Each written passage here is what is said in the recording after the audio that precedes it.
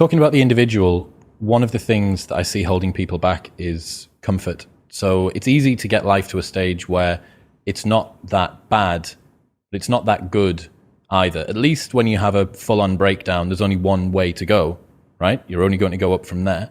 But I think it's possible to wallow for years in a just about passable life, right? Sedated by comfort. And I see this temptation in myself as well, to give up the good for the great. What would you say to people who are trying to escape this curse of mediocrity? Well, if you're satisfied with it in some fundamental sense, I mean, there's something to be said, I suppose, for walling off a private space for yourself if you can maintain it, and detaching yourself to some degree from the troubles of the world and maintaining your own little private garden. The problem with that is the snakes tend to seep in from the outside, right? It's pretty difficult to wall yourself off in any real sense from the concerns of the world. So it isn't clear to me that that's a viable solution. It also means that you might justify to yourself lack of civic engagement. You know, I shouldn't go to church. I shouldn't take part in the political process because it's all so corrupt. I should hide myself from all the annoying noise that's generated constantly on the media front. And I have some sympathy for that viewpoint, but I don't believe it's really possible, because you can't have a walled garden independently of the health of the broader society. It's just not possible. Maybe you can have it for a very short period of time, but if you're comfortable with what you have and it's genuine comfort, then I think, okay, but generally it's not. I think for the most part, it's people that have become sedated. You know, they've forgotten their dreams, but they've forgotten that they've forgotten them. Pink Floyd's Comfortably Numb is about this, right? They've become comfortably numb. I think most people... So I have this friend, and this story really hit me.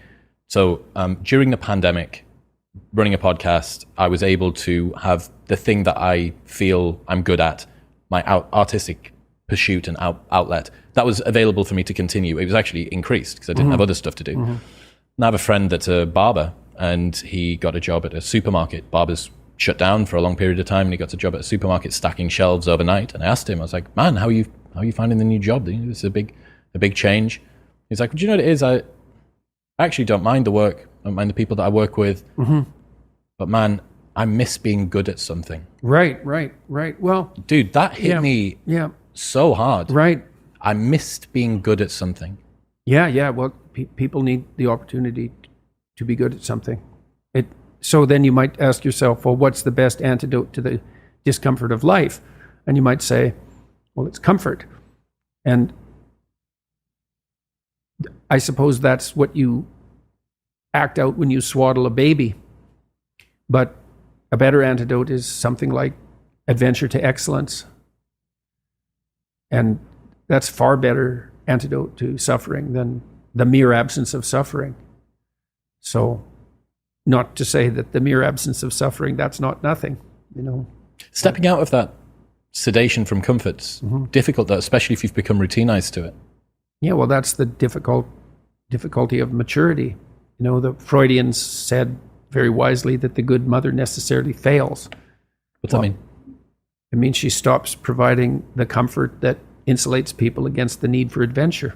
I heard you say recently that a mother's ability to let her child go out into the world, knowing that they're still vulnerable and that it's now down to them and the world to look after them, that's one of the bravest things that they can do. It's the female crucifixion. And that's exemplified best in, well, the best portrayal of that I've seen is Michelangelo's Pieta.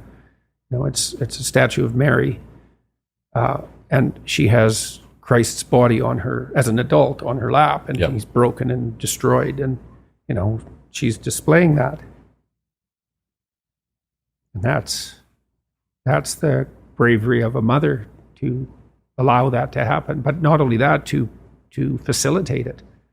So what about... Away you go, kid. Away you go. Well, why? It's dangerous out there. It's like, yeah, no kidding. It's more dangerous here if you stay with me. By a lot. So you might lose your body out there in the world, but if you stay here, you lose your soul. How do you see that as an individual? Let's say that there isn't the mother there that's pushing you along. Well, you know, one of the things Jung Carl Jung was very interested in the Oedipal complex, and that's basically the overprotective maternal. And he criticized Freud for presuming that it was really something the mother did.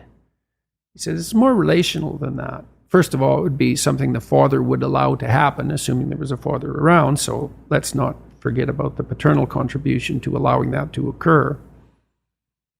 Because in some sense, it's the father's role to serve as the antithesis of that maternal overprotection. So a woman is extremely bonded with her infant, say between 0 and 9 months, and the infant is utterly helpless.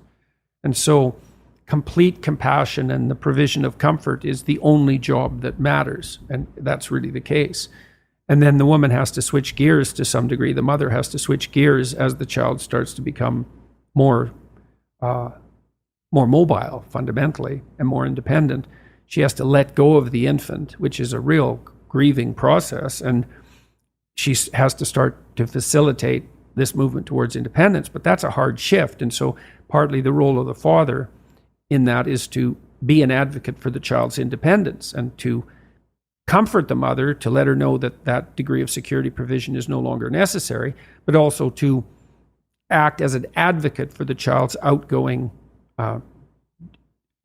desire.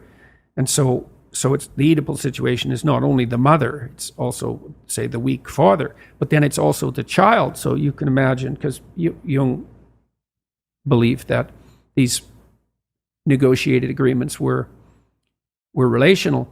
So, you're 6, you're in grade 1, maybe you're feeling a little ill, maybe you're not, maybe you're playing with being a little ill, and maybe you're playing with exaggerating how ill you are, and your mom comes downstairs and says, you've got a test today at school, maybe you haven't quite prepared for it, maybe you should have, and she says, but you seem to have a tummy ache.